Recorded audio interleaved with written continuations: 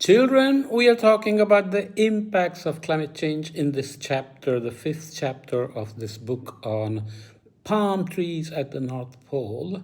And we already started discussing climate change in the previous podcast. Here we will look at what humanity has been doing and when did it start reacting to the fact that we are increasing greenhouse gases and that's causing global warming. In the 1970s, environmental impacts of humanity was already being identified. In the 1980s, there was explicit statements by scientists like Jim Hansen of NASA that global warming is here and it's dangerous. So in 1988, with all the knowledge we had built up, under the World Meteorological Organization, a unit of scientists called the Intergovernmental Panel on Climate Change got established, which was given many responsibilities to basically model, synthesize all the climate models. When we say model, we've discussed it before. These are computer models that represent the Earth system with the atmosphere and the ocean, the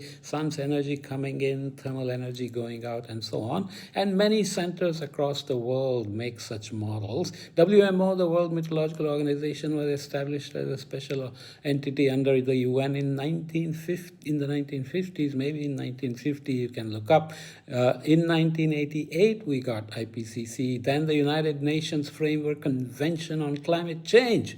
UNFCCC got established in 1992 to coordinate the negotiations for climate change actions and what each country has to do. We got the Kyoto Protocol established in 1997, expired in 2012. It wasn't a great success. Then came the Paris Agreement, which we have discussed already a bit. We will discuss again, where now more countries are participating and committing to reducing emissions and so on. So IPCC takes scientists, climate scientists, social scientists from almost all the countries across the world and produces synthesized reports of all the scientific articles and reports that are legitimate and reviewed and established as legitimate, and makes a report of what has been happening. And then they take models of the future, how greenhouse gases will change, how technology will change, how we will produce energy,